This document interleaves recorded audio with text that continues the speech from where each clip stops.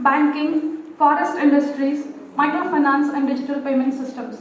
Sir has contributed journals, attended 15 seminars and presented many papers. Sir has completed 2 UGC major research projects. In his addition to his academic service, Sir has held various positions as coordinator, Center for Distance Education, Deputy Director and Joint Director of Directorate of Admissions, NSS Coordinator, and Sir has also guided the department, being Head of the Commerce Department for 3 terms and the Chairman of Board of Studies for 2 terms, and served on many committees. We are glad to have such an eminent person who has guided the department for several years. I request Professor Sadyajatapa sir to welcome the guest by giving the token of love of flower. I welcome you, sir.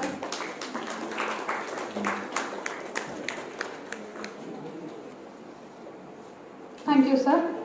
Now, I would like to welcome the keynote speaker of today's session, Dr. Vishweshwar Mensumene sir, Assistant Professor, Presidency Business School, Bangalore. Vishweshwar sir has over 20 years of experience in teaching, training, marketing, key accountant management, consultancy, and business research. During his corporate assignments, he worked closely with business and technology schools, banks and financial institutions, private equity, and venture firms. In his 10 years of corporate career, he worked with Center for Monitoring Indian Economy, advisory groups, Boston headquarters, strategic consultancy firm, and emerging market groups. University, Bangalore, in the area of personal finance. Master of Business Administration from Institute of Management, Education and Research, Belgaum. Currently, Sir is working in Presidency Business School, Bangalore as Associate Professor. He has attended several workshops and presented papers including IIM Ahmedabad, IIM Bangalore, and has completed several MOOC certification courses including Corporate Finance, Predictive Analysis and Introduction to Investment from IIM Bangalore. It is our pleasure to have such a renowned person with academic as well as practical knowledge amongst us today. We welcome you, sir. I request Professor Jillian Basha, sir, to give flower and welcome, sir. GP Dennis. Professor GP Dennis. I now welcome Dean and Professor of Business Administration, Sir G.P. Dinesh sir, to the session today. I request Mubarak sir to give a flower.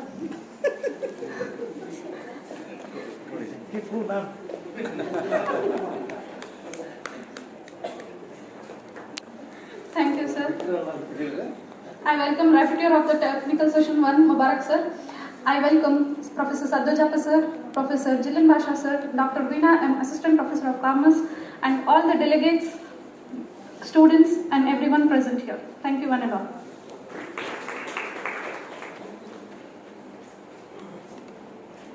Thank you so much.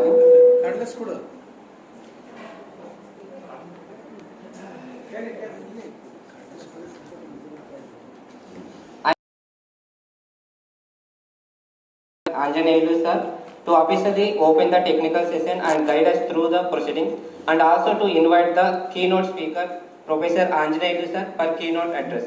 The stage is yours, sir. Over to you.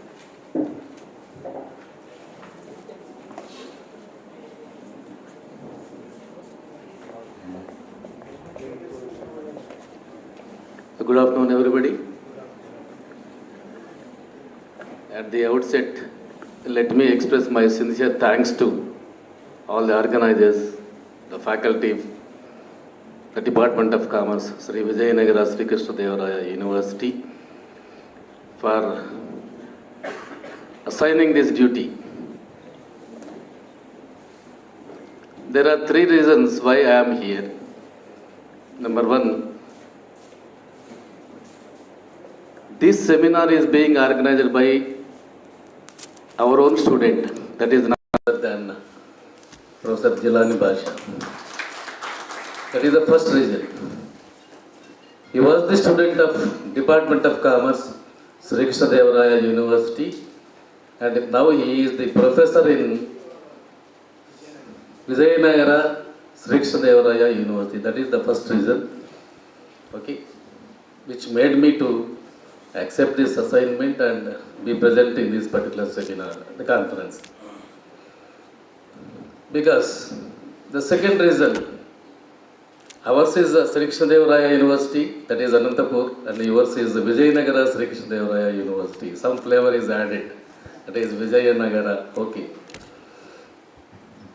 And see that besides this building, a big canal is going on.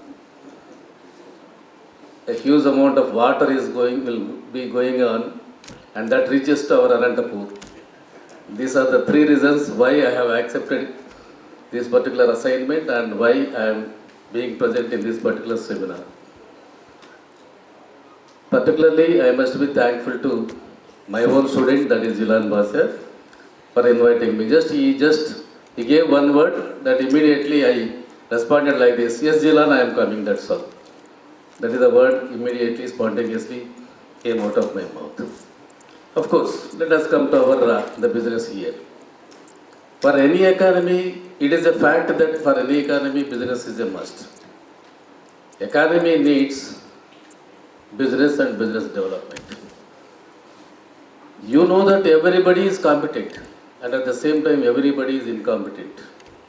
In the same sense, every organization is competent, and every organization sometimes it also becomes incompetent.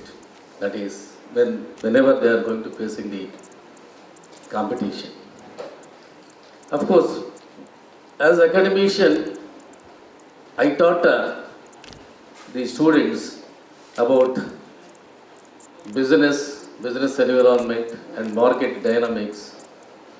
Of course, we have to start teaching about technological adoptions or innovations also, because the day has come.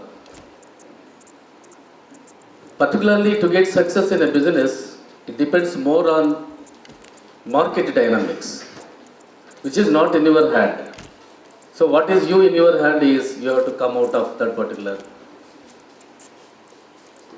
complex environment, and it will be based on the capabilities only. Of course, we may adduce several the reasons for the failure of a business organization.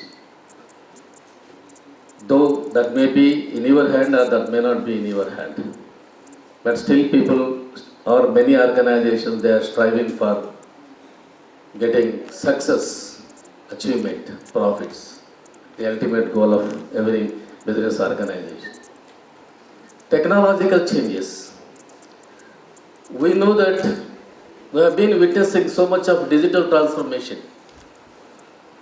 So many technologies have emerged. So many disruptive technologies have emerged. One technology is alternative for another. One technology is killing the other technology. One technology is promoting the other. Anyhow, we are going to proceeding with technological changes. It is a must for every organization.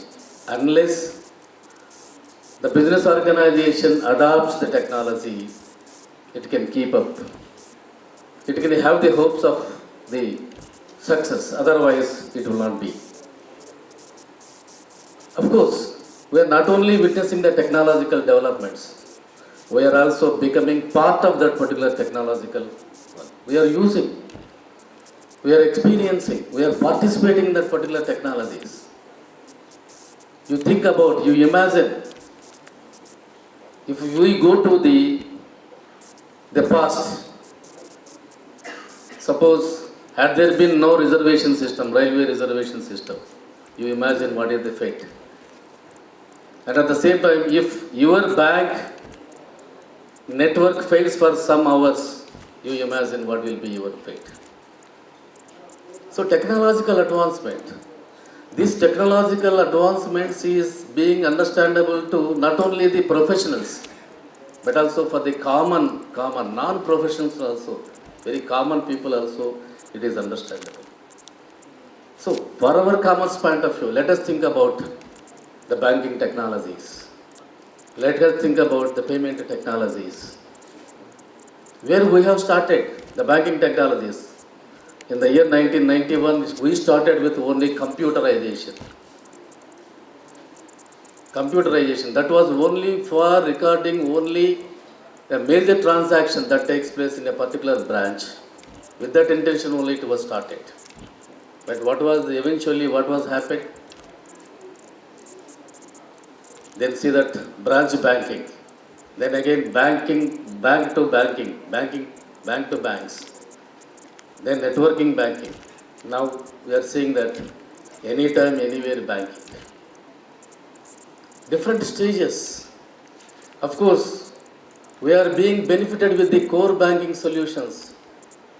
The software that is being applied or the services that are being provided for automation and for providing the products and services to the public.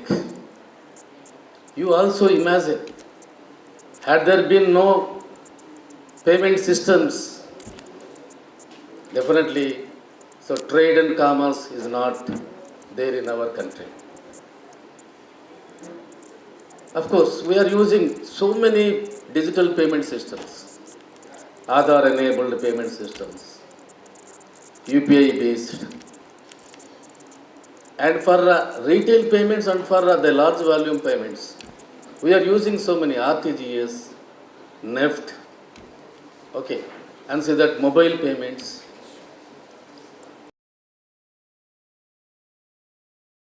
These technologies are being used by even a layman also. Now I have been witnessing a small vendor, a vegetable vendor, and they are using this particular technology. They are carrying the QR code. They are selling these onions, brinjals and all those things. Simply they prefer using that digital payments. So much of fun. Of course, technology is being helpful for the development of the business. Of course, many businesses were faded out. Many businesses got failed. And see that we couldn't see that particular existence of so many businesses. You know that practically one mobile, with the launching of one mobile, we have lost everything. We have lost the existence of camera, usage of, what is that, calculator, and see that again, what is that, listening to a radio, time, and for communication and correspondence devices we have lost everything. See, many technologies, they are being helpful to the business people as well as the public society also. Particularly one service for communication and other service for data management and other services for different purposes. And now it is the duty of the entrepreneur. Not only commercializing the new idea is not only the basic duty, but how to take the support of this particular technological development, that is more important. If the due concentration is being paid, definitely every entrepreneur will get success. So I feel that, of course, present generation is lucky enough to have or to witness many more the technological advancements. And of course, all these technologies are being useful to, particularly to the business and also to the society also. So now, to present on this particular one, we know that marketing dynamics and the technological advancements are intertwined with each other. And how that intertwining is being there, that is relating to, what is the theme of this particular session? And it is our honorable the member, the keynote speaker, is going to presenting on this particular one. So I hope that you are going to getting the much information from our Vishweshwar sir, who is going to following this one. So with these few remarks, now I declare this particular session is being opened for the discussion. After the presentation of the keynote, the address by Vishweshwar Garu. Thank you, Ananda. Thank you.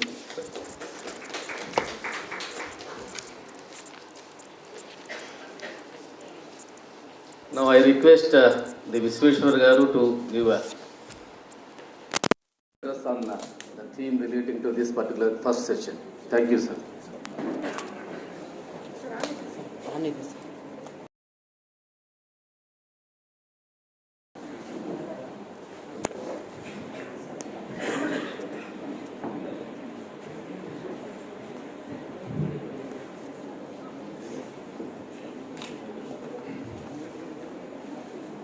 Namaskar. Immediately after the lunch, I think I have a little bit of time. Okay. So, how is market treating you all? When I am talking about market, I am referring to stock market, right? Last few days, we are seeing bloodbath, right? What would be the reason? What dynamics are playing some role, right? So we'll try and see. This is the problem of digital transformation. Many times we will get stuck so badly. This is okay, I will not use this. Sir, okay, sir. Both, huh? No, sir. Only the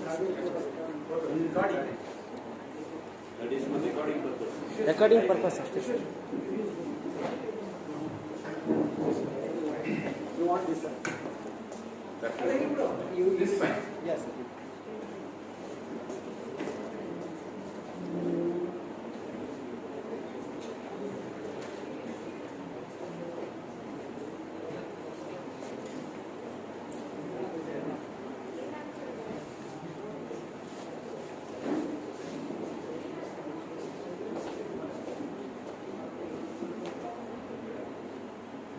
Okay, while they are going to set it up, what I'm going to talk today is, first let us try and understand why this particular, reforms are really required.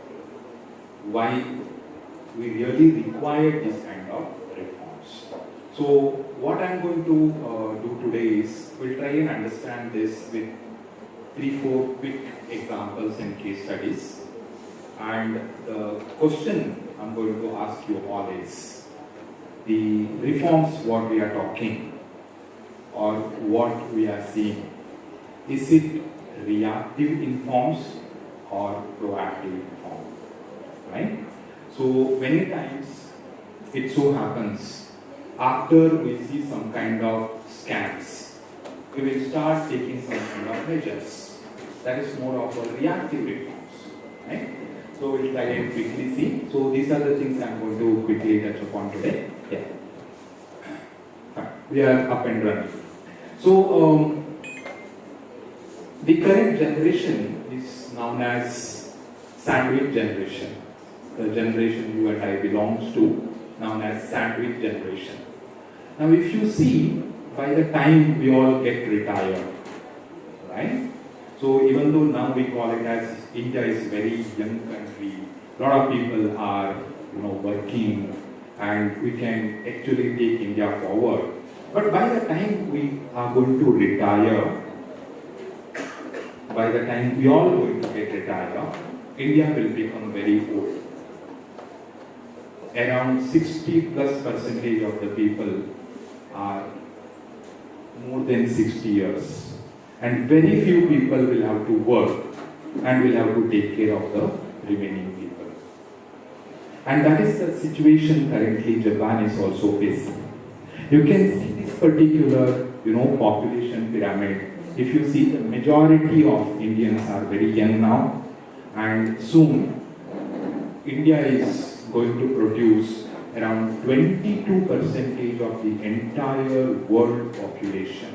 Now Now if you see, India is going to produce 22% of the entire world's working population soon.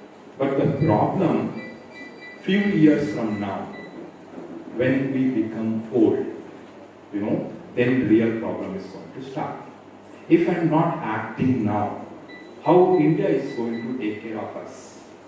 So what we need to do, we will have to start planning ourselves, right? Now this is the very interesting situation. That is why I called it as sandwich generation. Now if you see the Western kind of a culture and Indian kind of a culture, this particular age group, right? Mine and your age group, we will have to take care of our parents because that is the culture.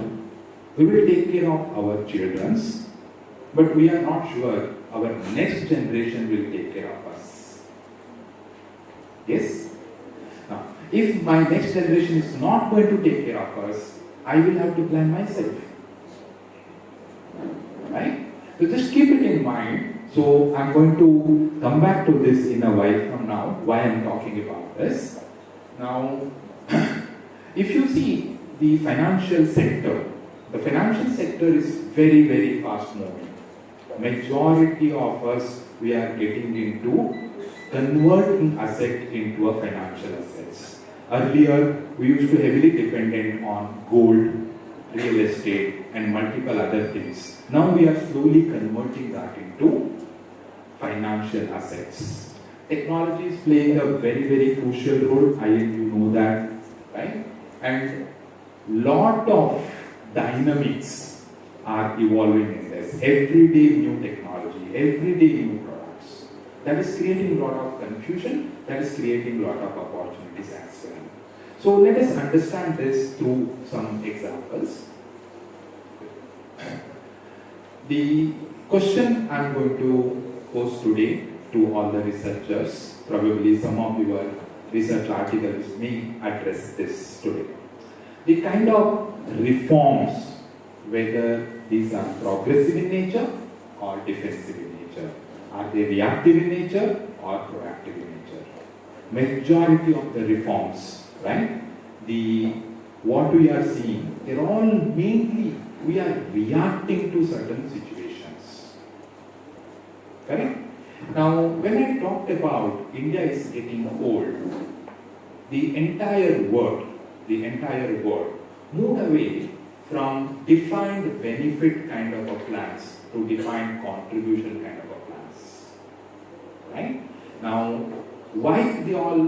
Because they anticipated if we are not moving from defined benefit to a defined contribution kind of a plan, soon we will land up in major issues. Even now, from 1947 even now, you don't have a specific corpus to distribute the pension for our government employees. Every year government will have to take out some money from their budget, and from that money they are giving the pension. Can you just imagine if I continue the same thing for next many years, what would be the situation? Out of 100 rupees income government generate, they will end up paying 50% just in pension. So what we have done? We have moved away from that kind of situation to the new pension system, that is a defined contribution kind of a thing.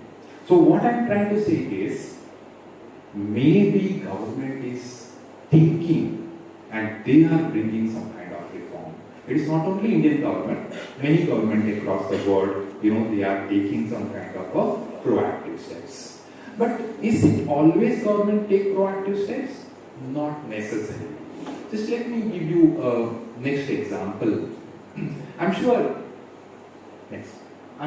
you have heard about, read widely about Harshad Mehta's scam, right?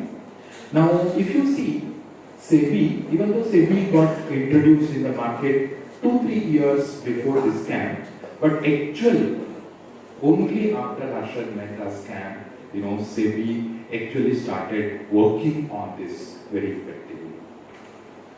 So only after we saw some scams, only after we see some kind of major issues, government is coming out with reforms. Is it okay? You and I will have to answer. I don't have any answer for that. Let us see some more quick examples. This is today's article. That is why I asked you how the market is treating you all. 2-3 days back, our SEBI chairperson, she came out and she said, there are some froth in the market. I hope you understand the froth. Froth is bubbles, right? And she said, you will have to make sure you come out with some kind of a stress test. Stress test for all the mutual fund companies. So what is this stress test is all about? The stress test is suddenly if everyone starts pulling out the money from the market, from a particular mutual fund, what will happen to that particular fund? What kind of problem that particular fund is going to face? Now for that, SEBI directed them, you have to do some kind of a mock. You will have to churn your portfolio. These mutual fund companies started doing that. And because of that, you saw last 3-4 days what is happening in the market. Right? And lot of small scale companies, you can also see there, every month almost 15,000 crore rupees is the inflow to the Indian market in terms of SIPs. In that, last year alone, we have around 42,000 crore rupees money is going to small scale funds. It is never heard of. Not a good thing to do. But we are all greedy. Last few years, small scale gave a very good return. Don't want to miss that opportunity. We call it as FOMO, no? Fear of missing out, FOMO. We all want to participate in that one. Everyone is giving. Suddenly the valuation is going up. Now SEBI is coming and telling, I want to do some reforms. Okay, next. There are multiple such kind of scams. I'm sure you all know about this. Satyam scam. After Satyam scam, government is coming out with, we'll make some kind of social governance, accounting changes. Sahara Group, classic examples, pooled money is invested in some kind of schemes which was not really maintained properly. Then they realized, okay, there are issues. If you take National Spot Exchange case, very similar thing, right? So then we realized, okay, whether the physical delivery is good, non-physical delivery is good, but that's not how it works the same way across different categories. Island Express crisis, all these are classic examples. Classic examples. We are reacting. We are not taking any proactive measures. But the digital transformation may give us some kind of chance, or it is giving a lot of input to take some kind of a corrective actions. Now, when I talk about the digital reforms or major reforms in the financial sector with the help of digital technologies, right?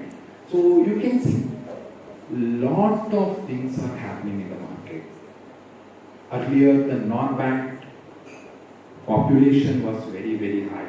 Now, almost everyone got their own bank account after the Jan Dhan Yojana. Majority of us using the mobile banking services, and we have not even visited our branch.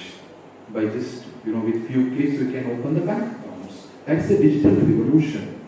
But this digital revolution is actually helping so many other, reforms in the market, because this will give them very rich data. The data will be available with this kind of, government. They can quickly anticipate and take some quick decisions. So technological evolutions.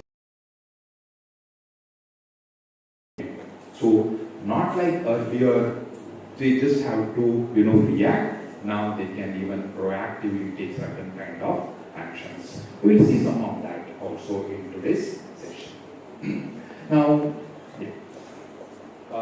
you can see, like, the digital currencies, mobiles, Jan-Dhan Yojanas, robo-advisors are very interesting kind of modes.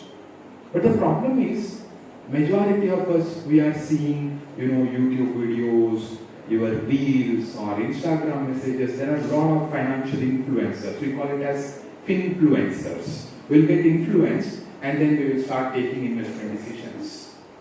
Right? The same way, this digital is creating opportunity, at the same time it is creating a lot of challenges as well. Right? There are a lot of financial influencers, they don't even know what they are talking about. They will come and say, next week, Yes Bank will go up, next week Sudhan will go up, you buy that. They're not even qualified.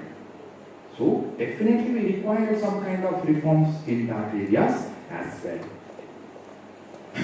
So, I'm not going to go each one of this in detail, but if you see, so even in the morning we saw, the guests were talking about after 1990 when we opened our economy to the world through LPG, right? So we saw there are multiple stages these developments have happened. Now you can see in the early stage of our LPG, we saw that deregulation and we brought in multiple banks so that the competition increased, right? So we have eased our interest rates, even SLR, CRR norm kind of things, we have just reduced it so that the bank started working efficiently. Then we slowly made it more financial health in the second phase, and now we are bringing lot of reforms. You can see that, but without the help of that base, we definitely would not have gone to this particular stage, right? So slowly we are moving towards that kind of things. Now you can see the Basel III norms or even bankruptcy codes. There are multiple good things, reforms are there in the banking sector. I'm not saying they're all because of some kind of scams or issues. They're all more proactive kind of measures. In the stock market, if you see, there are a lot of reforms. Say, I told you it is maybe because of Harshad Mehta's. But then, if you see, from 1990, we slowly started bringing in more. Only BSc was there, kind of monopoly. Then we got NSC, right? Then even we come out with a lot of mutual fund reforms. We started introducing new products, ETFs, derivatives, multiple that kind of products. But one sincere request with folded hands. I see a lot of young generation getting into derivative markets. As and when you open your, demat account, SEBI comes and say 90% of you are losing money. But still people are greedy, they want to make quick money. Because of some YouTube videos, some, reels. Please don't get into that. I think more than 99% of the people are losing money. Right? You need to understand this derivative is not for trading. They are designed for hedging purpose. We are using it for trading purpose. That's a major problem, right? So you need to appreciate that. That is my sincere request as well. There are multiple other kind of problems, multiple other kind of new products they have introduced. For example, sovereign gold bonds. There are very interesting products. We can take advantage of that. Right? These are all very interesting things because, if you see the majority of our forex, we are spending on importing gold, which has got absolute no other value. We are spending very precious forex reserves for importing gold. Now, if you see in the entire India, so much of gold is there, but in the form of ornament. Right? We see we have some kind of emotional contact with that, but then it is not going to add any value. But if you really want to take advantage, better you go with the government bonds, sovereign bonds, where at least 2% interest, and you also get some kind of additional benefits, right? Yes. So even in the taxation, you can see a lot of improvements happening, right? So that too, especially after they introduced this GST, you can see, even though there are multiple companies earlier, they were not paying, now everyone started paying the tax. The base is increasing. because they want to get the input credit, right? So if you want to get the input credit, you will have to show, you will have to buy from the genuine people. And it is beautifully designed system. And few years from now, definitely we can see the, kind of benefit it is going to offer. We are already seeing that kind of things. So I have quickly touched upon whether our reforms are more of reactive, proactive. I have given you both sides of it. Now let us quickly see whether we have learned from our mistakes or we have not learned from our mistakes. Right?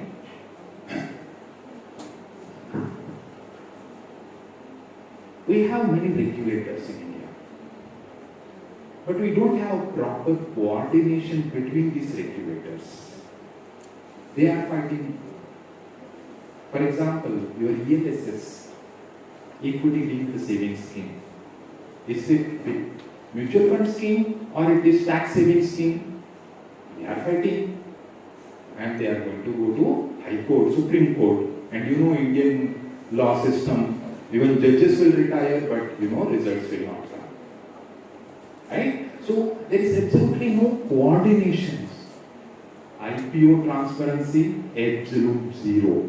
You would have heard about Bharat Pay case, right? He wanted, he fought openly with the Axis Bank executive. You give me 800 crore, I will invest in that IPO, and they know that, they are going to get that allotment. Whereas we don't know how that allotment will happen, but they know internally. Absolutely no transparency, right? Even though we know there are scams, I am not sure why government is not doing any reforms in that cases. You have all the digital technologies, you have all the data, but still we are not doing anything on that. Similarly, you can see this is yesterday's news. Mahadev, that app, right? Interestingly, every day he was making 400 plus crore money through that betting app. All that money was coming to Indian stock market through FDI, FII route. And they were investing in small cap. And once that news is out, market is crashing. Is it not that the government know about these things? They definitely know. But why they are not taking? I am not sure. Right? So similarly, your credit rating companies, crazy it is. You want to issue bonds, you want to borrow money, you will. But the problem is, once they rate your company, they cannot publish it before they take your permission.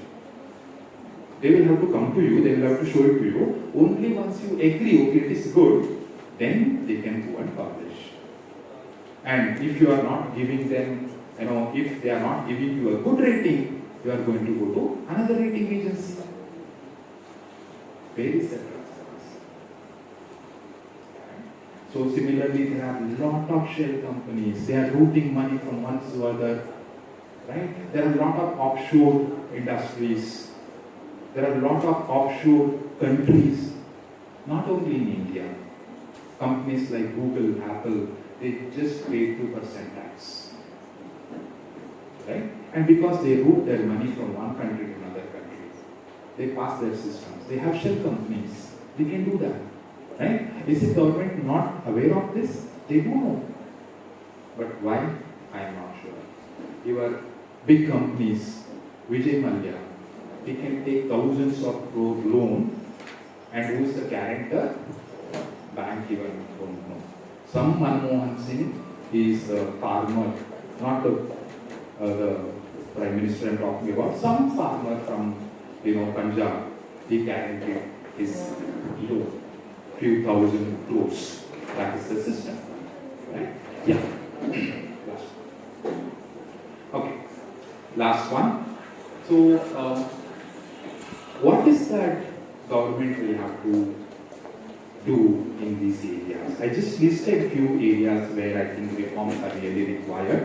One is, even though we are introducing a lot of this kind of schemes, still there are unbanked people. So they will have to make sure everyone got bank account, every money is routed to the bank account. Then probably some kind of transparency is going to come. And cyber security is becoming one major issue. They will have to do a lot of things on that. And regularization and harmonization, I just gave a couple of examples. There are multiple such kind of regulatory agencies, but they will have to work together.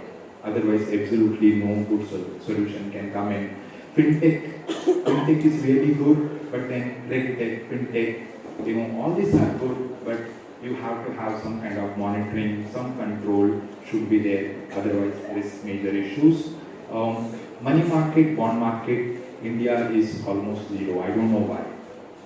Right? Now, if you compare to the world market, all advanced countries where money market, bond markets are really good. But in India, both these markets are not really good. Right?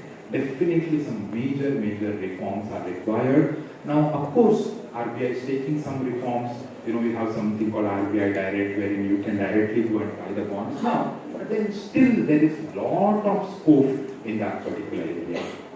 And even in the green finance, ECGs, all that, ESGs, all that, becoming very popular. Lot of reforms, lot of scope is there for government to do some kind of reforms. Right? So with this, I'm going to conclude. Open for any discussions. Thank you. If you have any queries, you may ask. If no, we will proceed. Thank you, sir.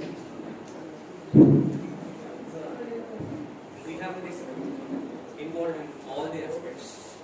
We meet the agriculture and the identity. Why the insurance sector is not entering into investments in stock market? It's also taking risk. One second, sir. Insurance has not entered in investments in stock exchange. Insurance is one of the most wrongly sold product. Please understand, insurance is not investment. Insurance is not investment. Insurance is going to give you 2% return. Insurance is going to give you 3% IRR. Insurance is not investment, sir. Sir, insurance is only covering the risk aspect. So investors are also taking risk in doing investments in stock market. If investments in stock market is regulated by so-called SEBI, and whatnot, all scientific procedures follow, then why insurance is not accepted for stock market investments? Not entering. I am not sure. I don't.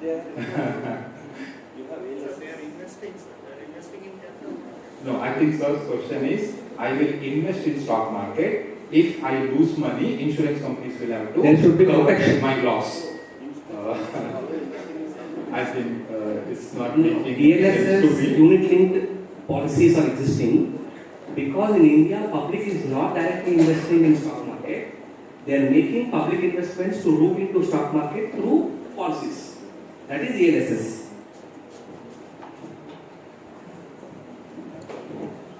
Sir, the question is that why not insurance companies are going to invest on the shares and stock market?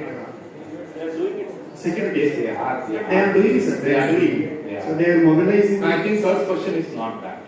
Sir's question is not that. But probably, you can write a good research paper on that. Probably that is the gap you have identified. You can work on that. Nicely. Yes, sir. I think whatever Vishwesh was trying to tell is that what is the purpose of an insurance? Insurance major objective is not for investment. That's his point of view. Sir, it's not like that.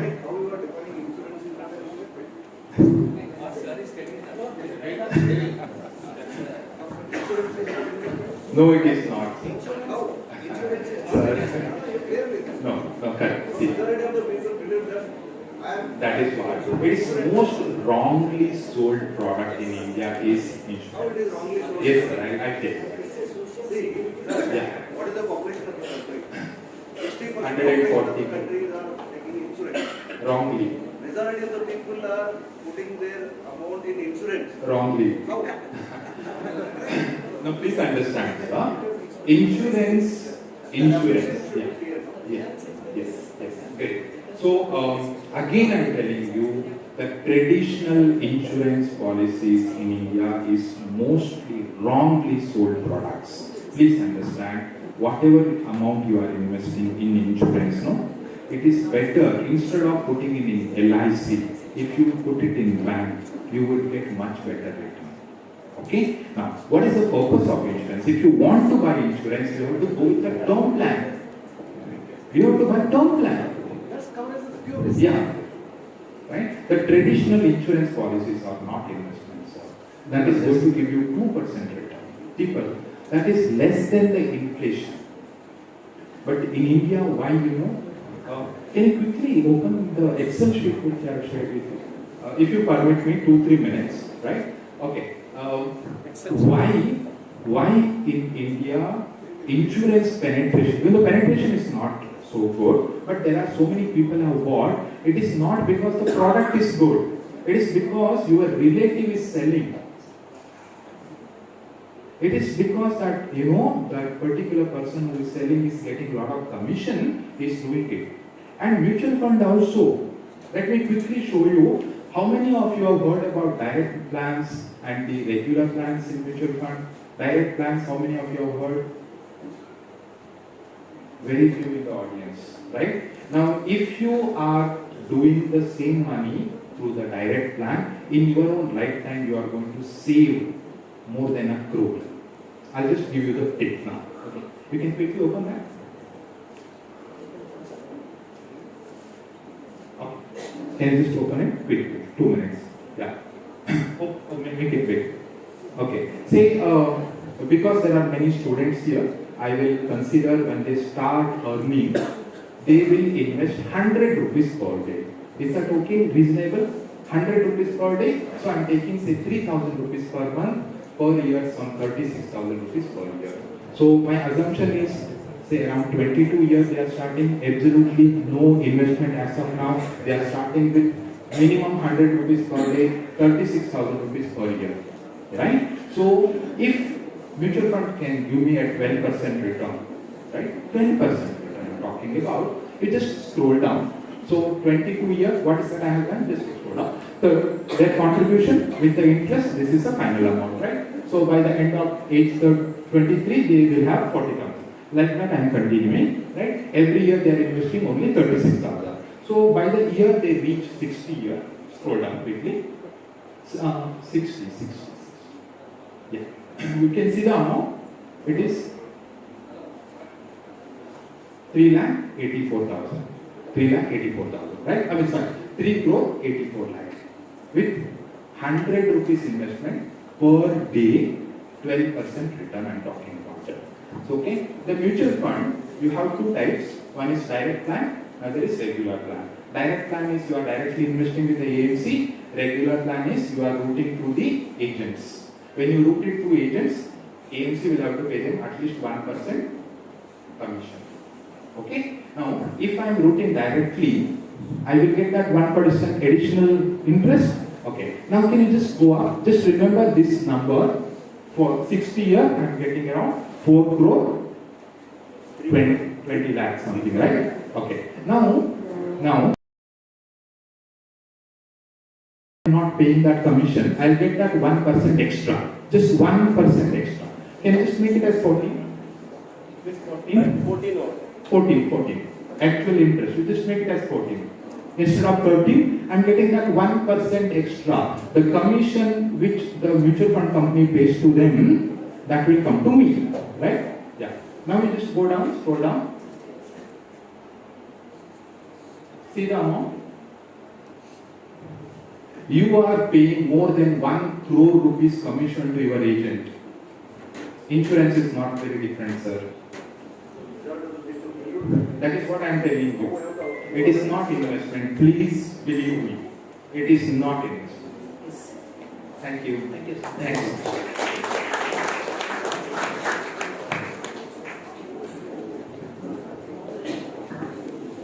Thank you, sir. You have touched on the why the need for the reforms in the financial sector and how that the digital transformation helping the reforms and what are the recent bank reforms that took place in Indian financial market and relating to the stock market, taxation, and what to do with regard to the past mistakes. These are the covered points from our the institution sir from his opinion. Okay. And to go through the next the proceedings point of view, we have half an hour time, and the paper presenters are 11 in number, and hardly we may be getting 5 minutes for each candidate. And I suggest all the candidates to stick on to the 5 minutes time for each paper, and particularly with regard to whenever they are going to presenting their paper, you just focus on. Straight away you enter into that particular presentation, you present only the key points from your presentation because it is a time-taking process. If you go through this starting from first to last one. Okay. Even for the suggestions for the double engine presentations are the presenters also. See, not because two people they are going to be presenting, that is the trend that is going on. Even for them also I suggest go for 5 minutes, strictly go through with this 5 minutes time. You present, you concentrate on that particular one. And the organizers told me that there is a prize for the best presentation. I hope that I will also determine what is the best presentation with the support of our the honorable the keynote speaker and also the rapporteur. So go through this now.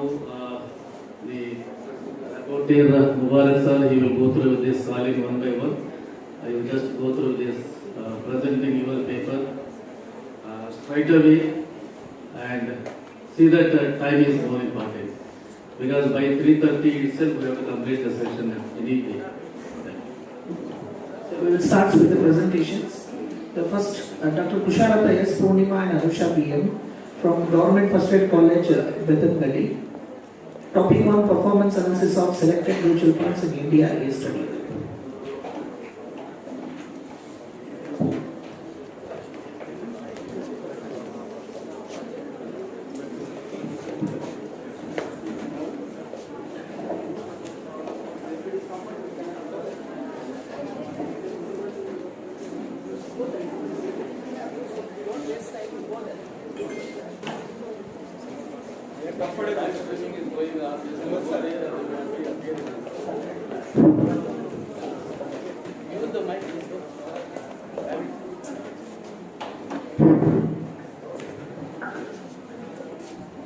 Good afternoon to all.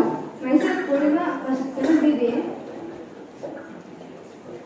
and my co-author Anusha PM, second BBA, and Dr. Kushalappa sir, Dr. Kushalappa S, Assistant Professor, Department of Management, Government First Year College, Bethangalli. Today we are here to present research paper entitled Performance Analysis of Selected Mutual Funds in India as Study. Introduction. An investment fund is a pool of money managed by a professional fund manager. It is a fund that collects money from several investors who share a common investment goals and invest in the same stock, bonds, money market instruments and other securities. Risk diversification, lower capital investment expertise, economies of scale and transaction costs, product variety, different investment methods, disciplined investment, different investment objectives, liquidity, transparency, tax benefits are some of the advantages of mutual investment, but meanwhile it has some disadvantages such as high fees, tax inefficiency, poor transaction and potential for management abuse. In this study, we have tried to analyze the performance of selected equity mutual funds of India. After review the above research article, it was found that there was no studies on this topic undertaken by the past researchers in the area under study as well as during the period under study. Hence, the current study is being undertaken.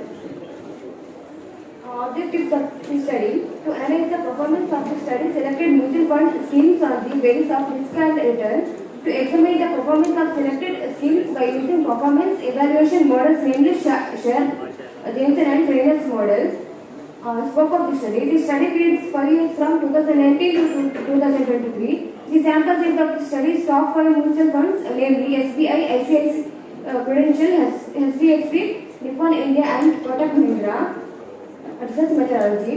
It is an exploratory study and it is based on secondary data. Along with books and journals, AM1.5, BSE and other websites are used to collect the NAV and other required data. 364-day T-bill is being considered as the risk-free rate. Data for daily closing price for the benchmark index were collected from website of Bombay Stock Exchange. Models used sharpness ratio, dryness ratio, Jensen ratio. Limitation of the study. The entire study is based on secondary data and hence would suffer the limitation from the secondary data.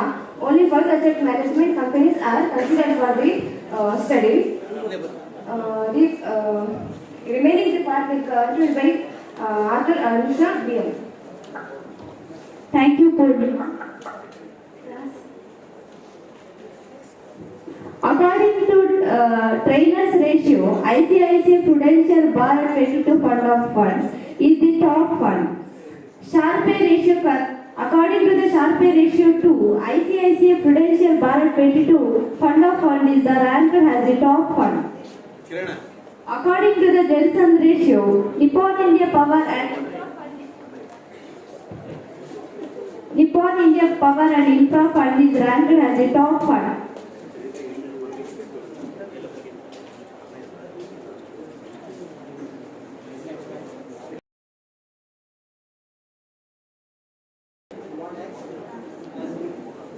Investment in mutual funds is more secured investment compared to the direct investment in the share market. Huge diversification for the small investment is another main advantages of investment in mutual funds. The study reveals the fact that the growth in the long term is quite high if you have invested in the best funds like selected mutual funds of SBI, ICICI Prudential and Nippon India. It is also advisable to the investors that it is better to important is start investing in the mutual funds at a very early age of your life to enjoy supernormal growth in your investment. Thank you. Thank you. Next presenter is Vaishnavi R. Dr. Kanagati Jaina from Government First Aid College, Hospet, Vijayanagar, Karnataka.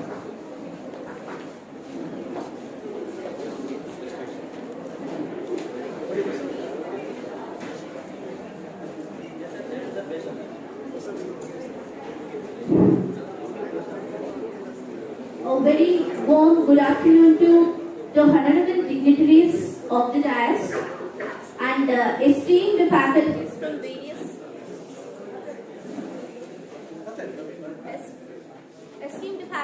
various colleges. Mic is working. Charging only then. Esteemed faculties from various colleges. Today, I found an opportunity and even I'm blessed to present a paper and business strategies for sustainable commerce as a theme, and my topic entitled A Study on Sustainable Business Models and its Applications in Emerging Markets, Impact of Macroeconomic Trends. Here, while moving on to the introduction part, most of the emerging markets, as like India, we are at the top of both demographics and economic transition. The transformation in emerging markets involves a range of macroeconomic influences such as political, social, technological, environmental and legal factors alongside economic and demographic aspects.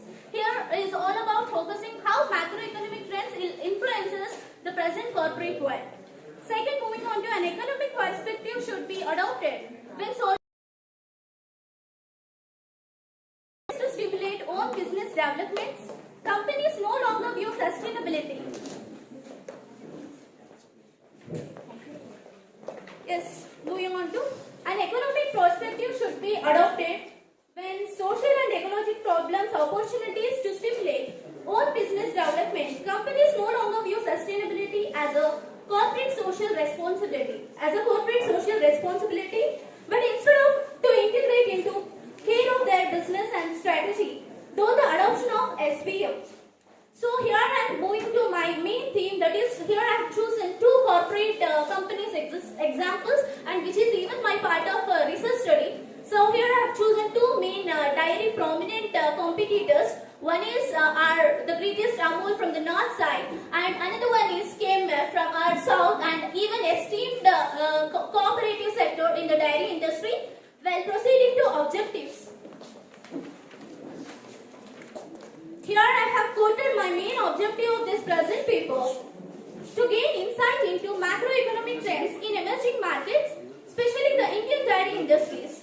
Though analysis using pestle, here all we are well about the word, that is what a pestle analysis. Here the second objective I have laid down is, the goal is to understand how these trends. The second objective, the goal is to understand how these trends influence the adoption of sustainable business models by companies in Indian dairy sector, in order to address challenges faced by the base of pyramid as the producers and suppliers within the supply chain management. Finally, I would like to have a third objective of my paper, comparing the findings from the literature review to empirical outcomes from the research, evaluating the similarities and the differences between these two. And when focusing on to the research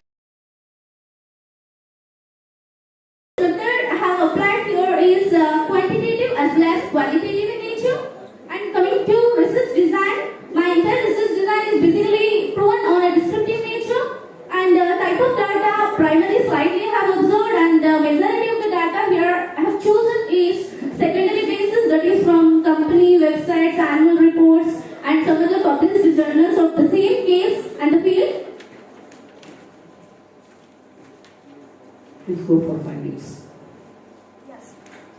So here, coming to the findings part, here data analysis I have made by taking the two prominent examples, that is what Amul and our own esteemed KMF have taken. And coming to findings part, here Amul is having the very strong base as it has encaptured entire the North Indian segment of the market, and even gradually it is focusing upon holding the entire Indian dairy industry form, and even KMF is not at the least, which is giving its own best to capture Karnataka's entire states, and forms, and which is having which is also giving the toughest competition to the corporate players like Duja and some other dairy competitors. Here I found one more thing, what is very relevant to our present conference is all about the sustainability.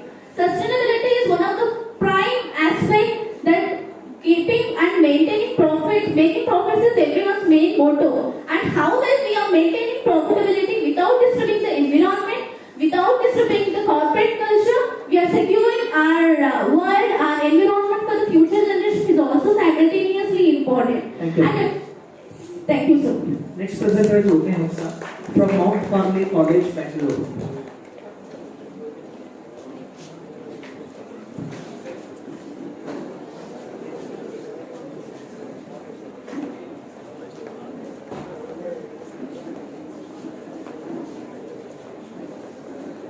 Go ahead.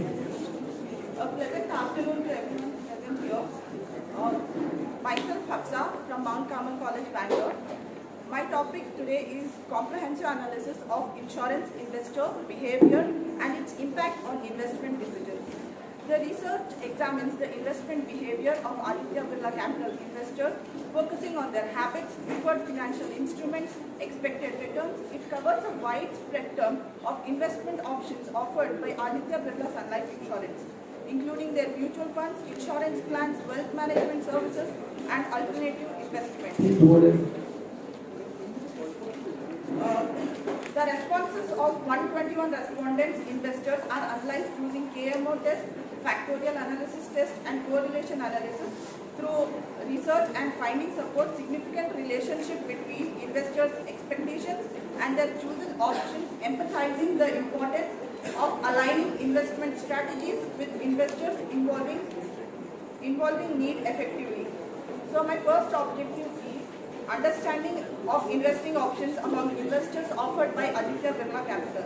Here, nearly 40% of respondents strongly believe the diverse range of investments, indicating high level of confidence among the investors.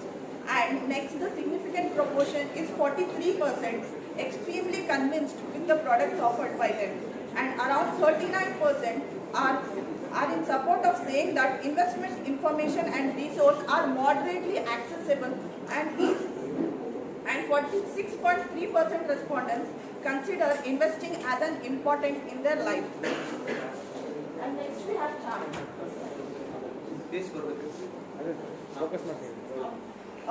So this chart signifies that the majority of respondents towards importance on investing in insurance. And while some respondents don't find ABSL insurance as investment information easily accessible on social media platforms or any websites. Next we have next objective, that is second objective. We have run KMO analysis and Bartlett test for this, which suggests us for factorial analysis.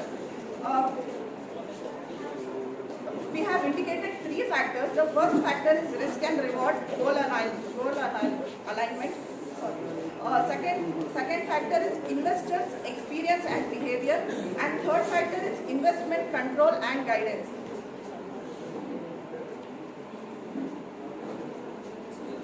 All factors exhibit value above 1, confirming their sustainability for the study. Each factor comprises specific variables with corresponding factors, loading reflecting their importance in shaping investors' perception and their decisions. We have third objective, that's the table reveals that the statistical positive relationship between investors' predicted returns and their chosen investments. It indicates meaningful connection between investors' expectation and their investment decision. The findings suggest that investors' expectations play a crucial role in guiding their investment choices. They are not making random selections. They align with their anticipated returns, highlight their importance, managing and meeting investor returns and expectations of financial offering. In conclusion, understanding the investor preference is important. Enhancing accessibility and providing information to them, it is an important factor. And making their decisions as an important factor and analyzing what they want is an important factor to ABSL. Thank you. Thank you. So now, due to the busy schedule, and the sir has to move. So now I request to the organizing secretary and Professor Vimal Goda sir and Professor Sangeeta sir and my dear colleague friends to facilitate Professor Vishweshwar sir.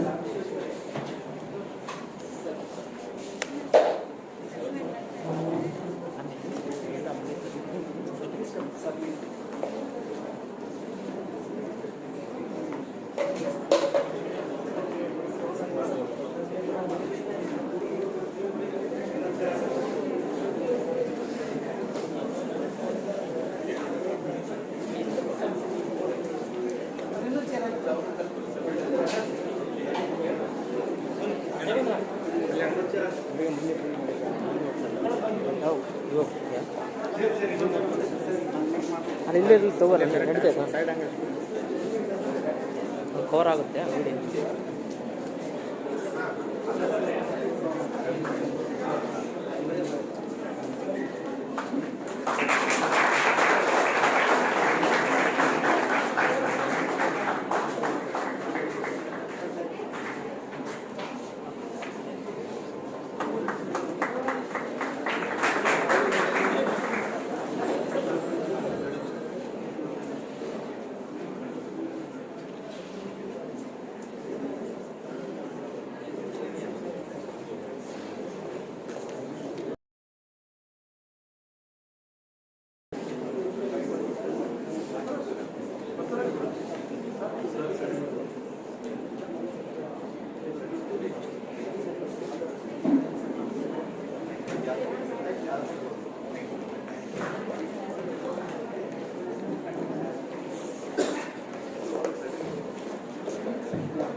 I request next presenter Teja Sharavati Y, Noor B.Ed College. Please come on stage for presentation.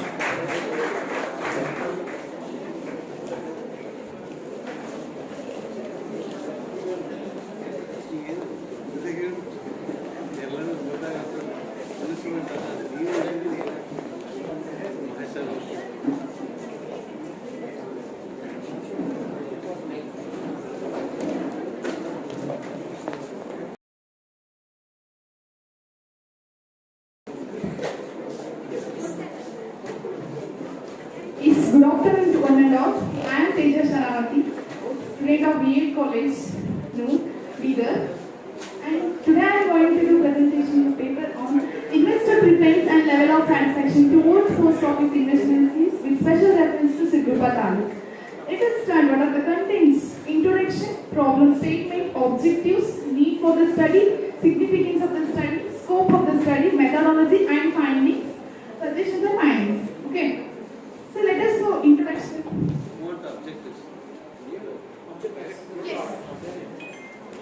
So the main objective is to define what are the schemes provided, what are the schemes are there in post office schemes, and what are the level of satisfaction of customers, and what are the alternative plan after their maturity period, and finally they will give the suggestions on the basis of the studies.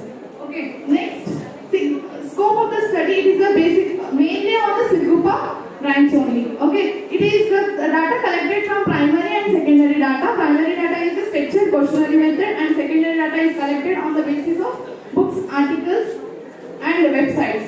Okay, finally, the study is used as a statistical method like frequency table and demographical profile. Next, definitions. So findings. 60% find the length of the majority period acceptable, with 32% agreeing and 28% strongly agreeing. Two-thirds or 66% of the respondents either agree to or strongly agree with the terms and conditions of the schemes, suggesting general satisfaction. And the large majority of 68% either agree or strongly agree with promote encashment after maturity. 54% agree or strongly agree that are no hidden costs associated with the schemes, indicating transparency. Next. Debt securities such as bonds are viewed positively by 56% of respondents, with 26% strongly agreeing and 30% agreeing. Fixed deposit with companies are offered by 70% of the respondents, with 36% strongly agreeing and 34% agreeing. Future option derivatives are received positively by 54% of respondents, with 24% strongly agreeing and 30% agreeing. Provident fund investment receives positively feedback from 56% of respondents, with 18% strongly agreeing and 38% agreeing. Mutual funds attract positive statement from 54% of respondents, with 28% strongly agreeing and 26% agreeing. Go for conclusion. Its overall conclusion, I want to conclude these postal schemes. What are the schemes provided by the Sigrupa branch, and how the customers are satisfied, and what are the level of preference which after the maturity period which they are going to be invest. And they want to provide the transparency, and they are while registering while investing in the post office there are more process. By this study, they are suggesting that they are concluding make the easily flexible with easy communication to the investors. By this paper, it suggests that investors want to invest in post office rather than financial institutions, because it is the main security. It will give security from the government, and it is a risk-free investment. Thank you. Next presenter is Mrs. Saida Asfiya from Mount Carmel College, Bangalore.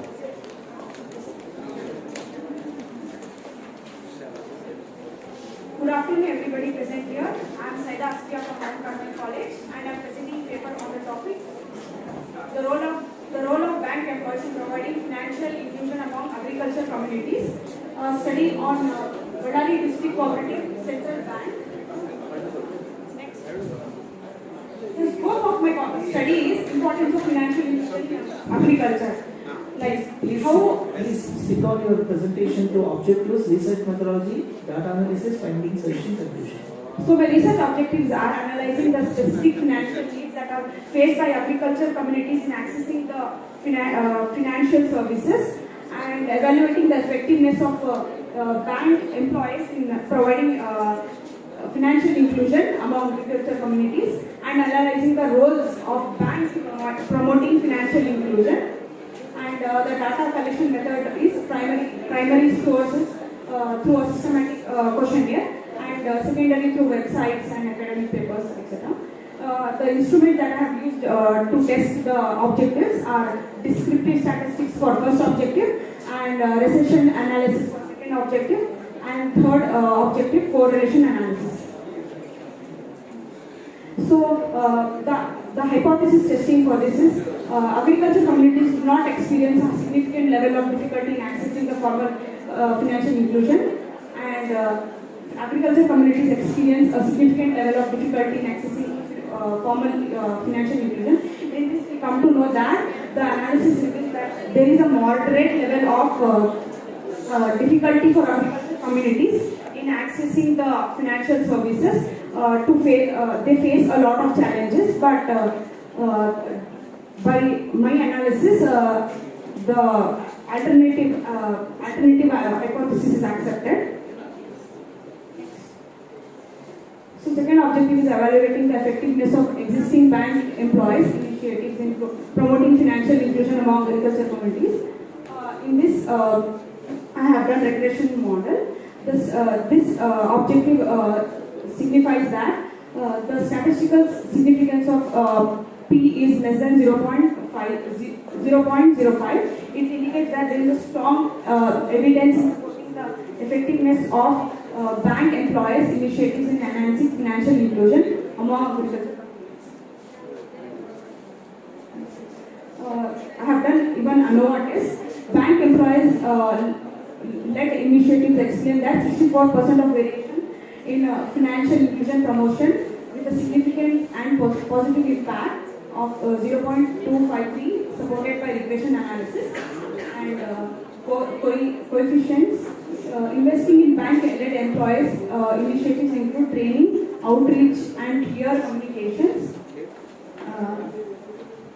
This helps in bridging the gap between the agriculture communities and the bank in empowering agriculture stakeholders and promoting economic growth.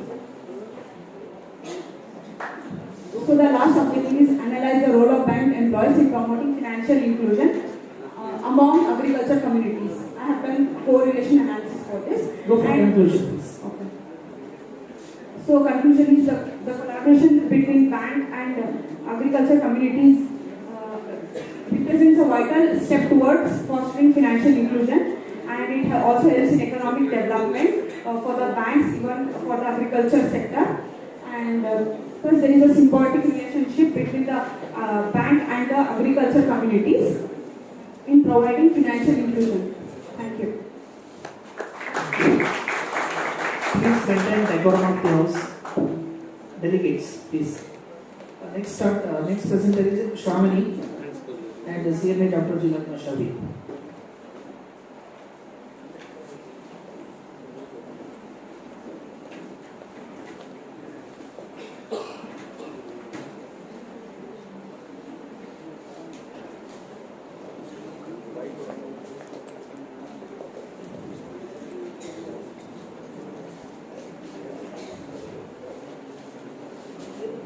Good afternoon, everyone. My name is Shravani, Research Scholar, Department of Commerce, Vijayanagar University, Ballari. And today I am going to present my topic on assessing the impact of mergers and acquisitions on operational efficiency using DA approach. Why I have used this topic means after mergers and acquisition, there is a crucial to understand not only the financial position but also the operational position of the companies. So here I have used DEA model to assess the impact of mergers and acquisition during different mergers and acquisition periods. Now come to the objective. My main objective is to assess the impact of mergers and acquisition on operational efficiency using the data envelopment analysis approach. Here I have selected the companies based on the efficiency score of the companies. Comes to research methodology. Here I have selected 6 manufacturing companies from different sectors, and particularly I have selected 2018 and 19 mergers and acquisition deals. And here I have collected 10 years financial data from financial websites like moneycontrol.com, SEBI, and financial reports of the company. And here I have segmented these 10 years into 5 years pre-mergers and acquisition period and 5 years post-mergers and acquisition period. And I already told that here I have used for the analysis purpose, I have used DEA model. And this DEA model is one of the important non-parametric method used to assess the operational efficiency of the company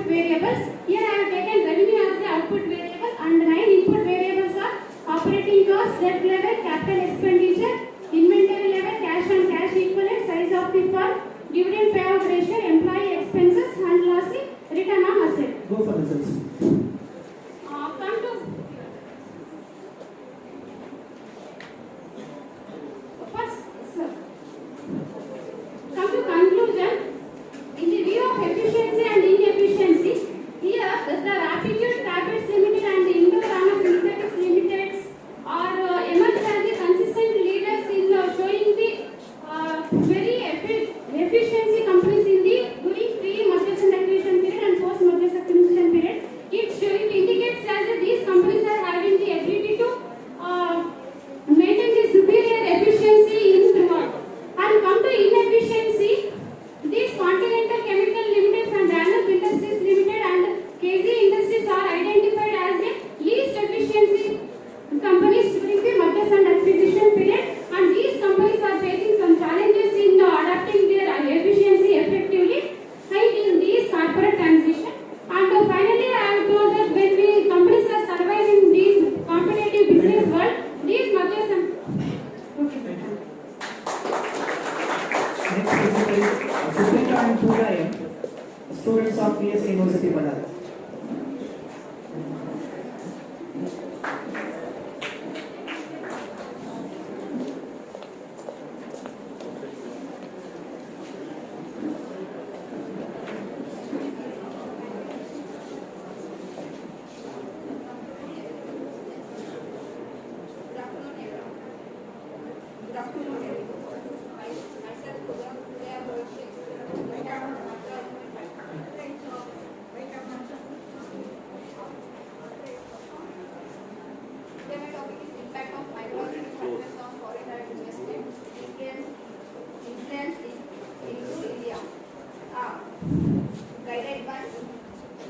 Objective. To identify the important macroeconomic factors influence inflows into India, to measure the impact of macroeconomic factors on FDI inflows into India, to fulfill these objectives. So there is no significant impact of macroeconomic factors on FDI inflows into India. H1, FDI inflow into India is affected by the macroeconomic factors. Research methodology. The data is collected from the Reserve Bank of India. The data set comprises 6 macroeconomic factors and FDI inflows into India. The analysis covered a span of 20 years from 2001 to 2020. Here we have calculated descriptive statistic, correlation analysis and multiple regression analysis techniques are employed to examine the collected data.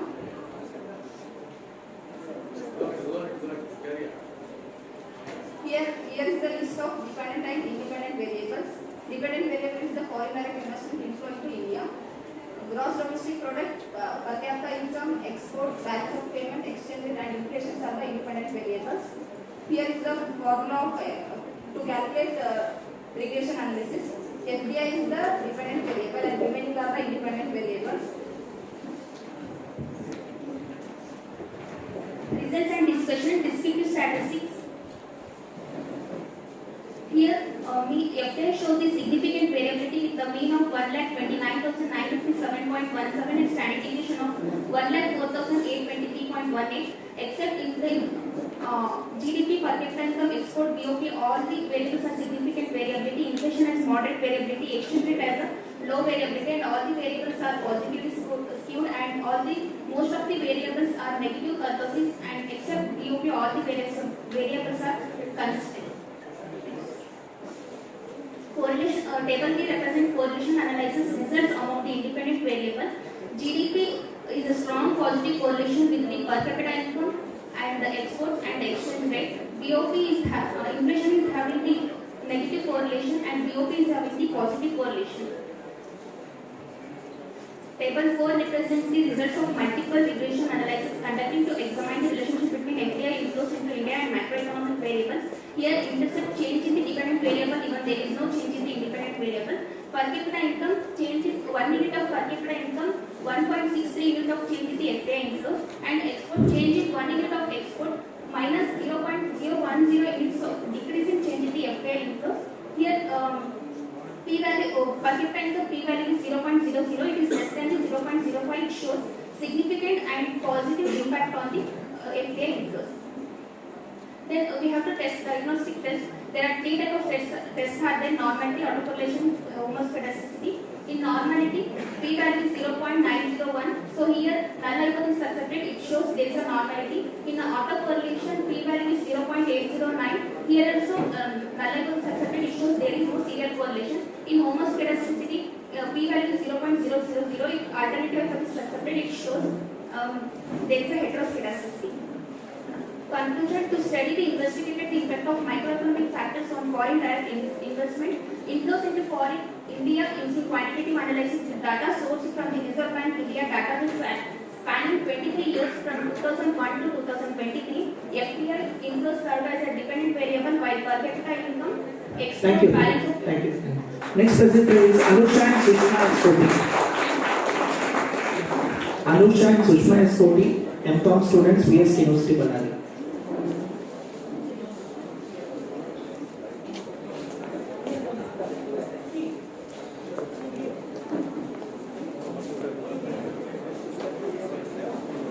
Good afternoon, everyone. I am Anusha.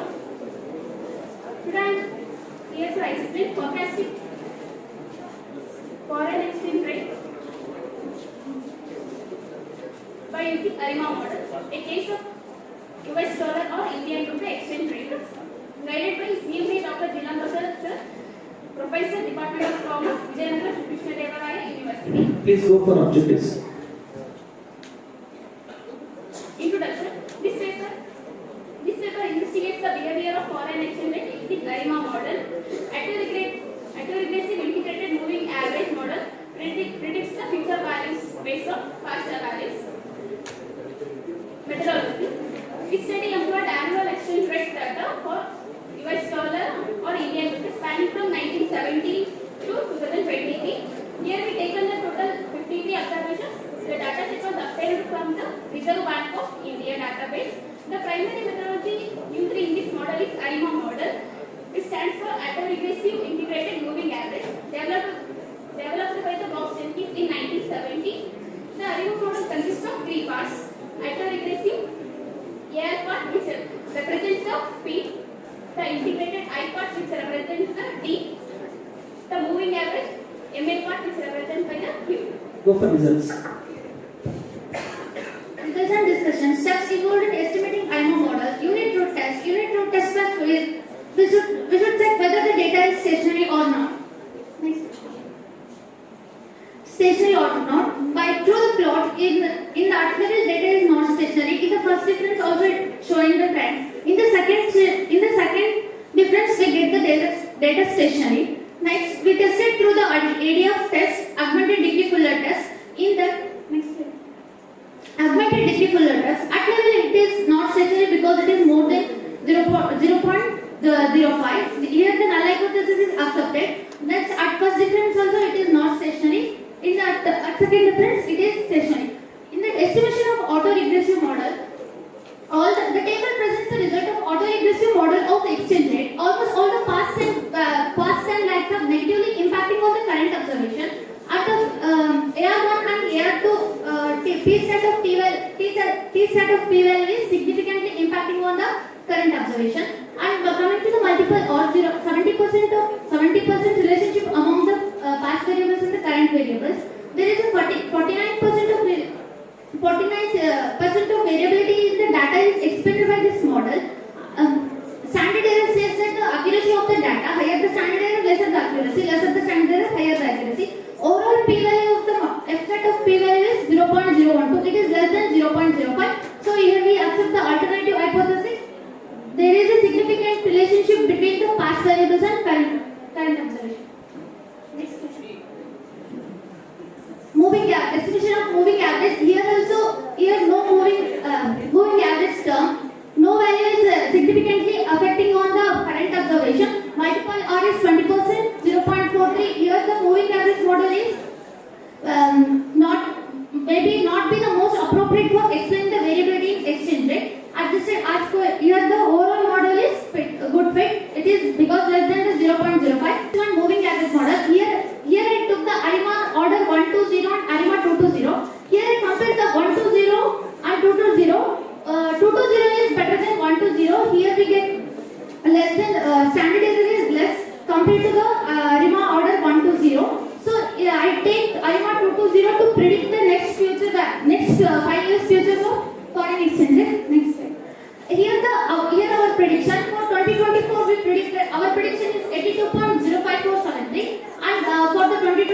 85.0073. It is our prediction for next 5 years. By taking the ARIMA order 220, we predicted this, and through the graph we can understand that it is followed by an increase in subsequent years. It is our prediction.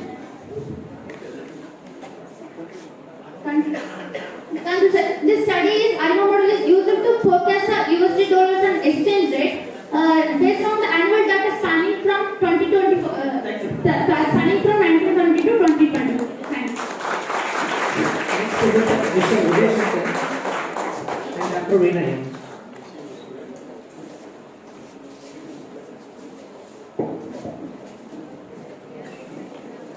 Good afternoon, one and all. Respected faculty members, and my dear research scholars and my dear students. This is Vijay Naik Jaya, research scholar of this university. My topic for this presentation is the impact of reverse stock split on stock return and volume. Go to objectives directly. The objectives of this paper is to analyze the impact of reverse stock split on the stock return, to examine the impact of reverse stock split on volume of trading, and to test the significance of CAR, cumulative average abnormal returns, and change in trading value. Go to the hypothesis. These are the possible hypotheses. The first one is that a reverse stock split result positive or a significant cumulative abnormal returns. So that is CAR is not equal to 0, and alternate hypothesis is null hypothesis is CAR is equal to 0, and alternate is that CAR is not equal to 0. A second hypothesis is that reverse stock split, and CAR and CAAT is significantly different from 0. Go to next slide, sir. A sample is collected from 2015 to 2022. So 30 reverse splits are considered for this study. So data is collected from secondary data, and a single factor market model is used for this study. Event window of 61 days and estimation window for 252 days is considered for calculation. Go for results, please. Yes, sir. So this movement of AR and CAR in the 61 days event window. Go to next slide, sir, please. Go to next one. Go to findings, sir. This is the findings of this study. The reverse stock splits positively impacted on the stock return as well as the volume of the trading. So the investors could benefit from the reverse stock splits. So go to conclusion part, sir. So the study concluded that reverse stock split announcement has a measurable impact on the stock return and volume of trading. So this study contributed for the literature putting of reverse stock split as a potential anomaly for the investors in India. So that will be considered for the further investment purpose. Thank you. Thank you very much. Next presenter is Asha Lataji and Dr. Ramon Rainar. You have 3 minutes time only.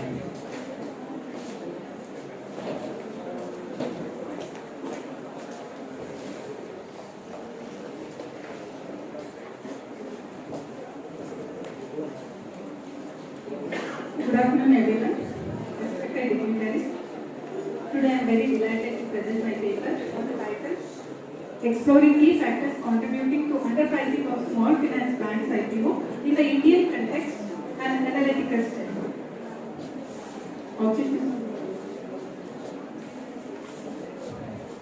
So the objectives of the study is to study the financial and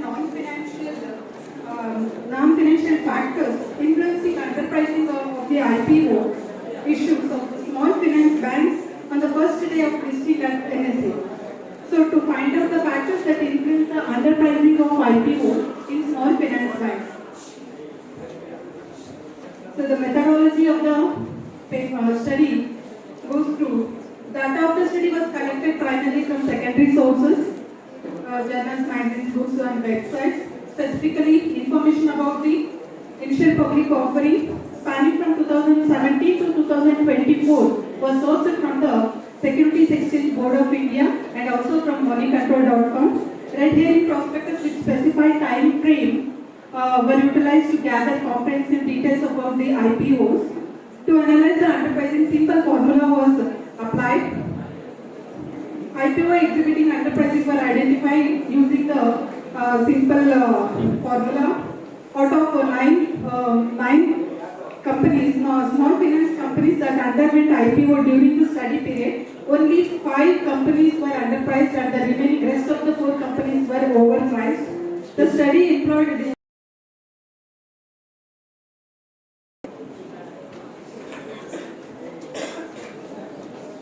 Look at the slides.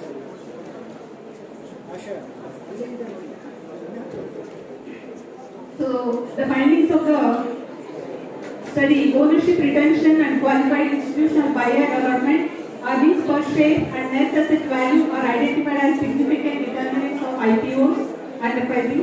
Ownership retention and QIB allotment show substantial impact on enterprising, supported by statistically significant results. A positive correlation between EPS and enterprising highlights the importance of earnings in determining IPO valuations. Return on net worth appears to have minimal influence on enterprising, whereas net asset value demonstrates a notable impact, indicating variations in asset value significantly IPO pricing. So next conclusion.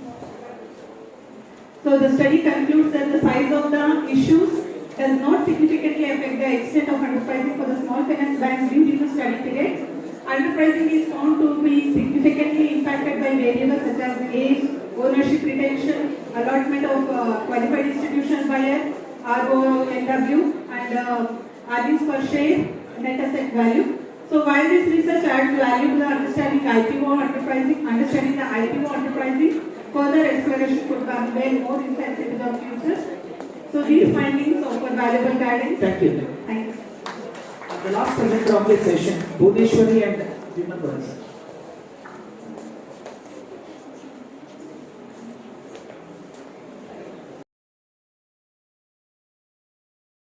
Everybody, my name is Bhuvneshwari and under the guidance of Vinamras sir. My topic is development of health insurance industry in India. The objective of the study is to provide the comprehensive overview of health insurance in India and to assess the performance of health insurance companies in India. I have collected data for 10 years from the IRDA website and the data is based on secondary data. The findings underscores that Indian health insurance industry has experienced significant growth, witnessing a notable shift towards private and standalone health insurance policies, reflecting evolving consumer preferences. The study of total health insurance policies reflecting evolving consumer preferences. The study of total health insurance premiums reveals sustainable growth across all the sectors, indicating increasing demand for coverage. And the total health insurance incurred claims demonstrate constant upward trend, indicating health coverage and financial protection offered by insurance. The state-wise and unitary territories data highlights the Maharashtra, Karnataka, Tamil Nadu and Gujarat and lower to the Lakshadweep. And also data furthermore examination of network hospitals enrolled by the third-party administrators underscores the competitive nature of network management, trusting in imperative of enhancing healthcare accessibility.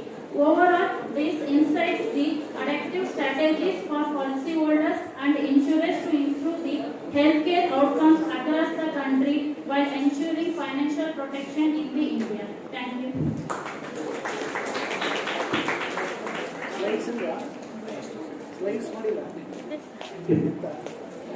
Second section.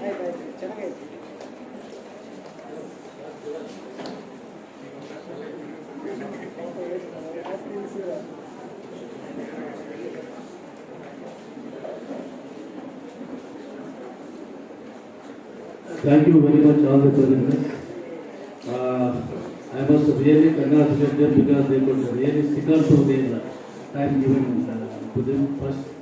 And see that they have presented their topics, and all these topics are different from one to one.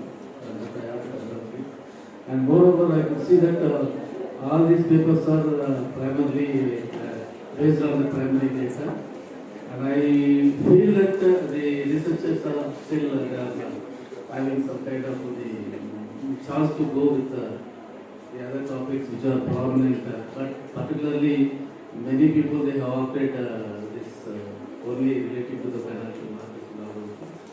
But clearly there are many areas to go to this study. So now I am suggesting the Dilan Basha Garu, I could give the two names. I don't want to reveal these two names because they will announce the two names, and from those two names they will be selecting one that is as the best presentation. And of course I am not denying all the people that their presentation is not so good. They are also equally good, but the content point of view, the title point of view, and the significance of the area point of view, I could decide these two names. I am giving those two names to the Dilan Basha Garu. Later you will announce and later you will give that the certificate of merit related to that group. Thank you very much. And totally in this particular session, and see that 11 the research students they could present their papers very comfortably. And of course, thanks to while summing up of this particular session, I must say thanks to the keynote speaker, Professor Vishwesvaraya Garu, who could present the details on particularly the reforms in financial sector and the reforms related to the finance sector, markets, particularly related to taxation point of view, banks point of view, and the insurance sector point of view. We could present that to them.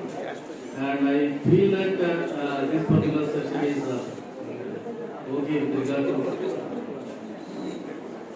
to papers point of view and the articles point of view. So now, finally, before declaring this session is closed, I must say thanks to the organizers once again because they could give me one particular chance to me to conduct this particular session in a more successful manner. So thanks to everybody who participated, and the success of this seminar definitely goes to the first the paper presenters only, because only if they are so active, if they are so actually very interesting in presenting this particular papers, definitely the seminar will get success. So I feel that all the paper presenters they would move towards this direction. That is their presentation. I feel that this session is very effective. Thank you very much. Thank you all. And I declare that this session is closed. Thank you. Again, and we are looking forward for the second session, second technical session. Thank you. Thank you so much for your invaluable guidance throughout the proceeding. Now I invite our commerce faculties to felicitate our esteemed chairperson.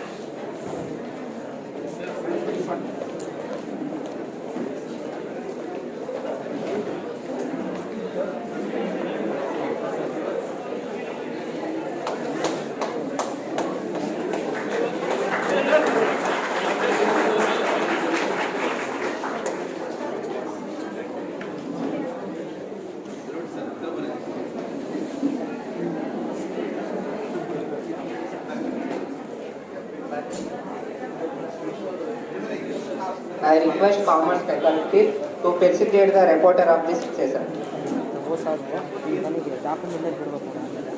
ಅಲ್ಲ ನಿನಗೆ phone ಕೊಡ್ತು ಒಂದು ನಿಮಿಷ ಹಾಕ್ಕೊಂಬಿಡು ನಾಳೆ ಒಂದು ನಿಮಿಷ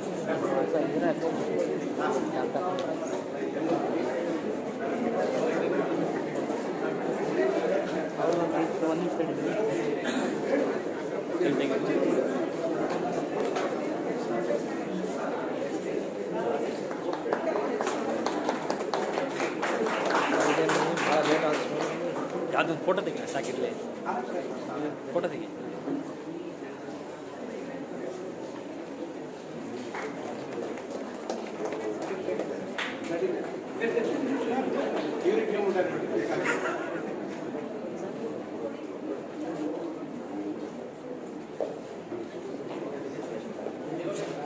ಏನು ಯಾರು Before we conclude, I would like to invite Mr. Sujay Kumar sir, Research Scholar, Department of Studies in Commerce, Vijayanagar Sri Krishna Devara University, to deliver the vote of thanks and close the proceedings for technical session 1. Over to you, sir. Good afternoon, everyone. I, Sujay Kumar, Research Scholar, Department of Studies and Research in Commerce, VSKUB University, Ballari. On this wonderful time, I would like to propose the vote of thanks.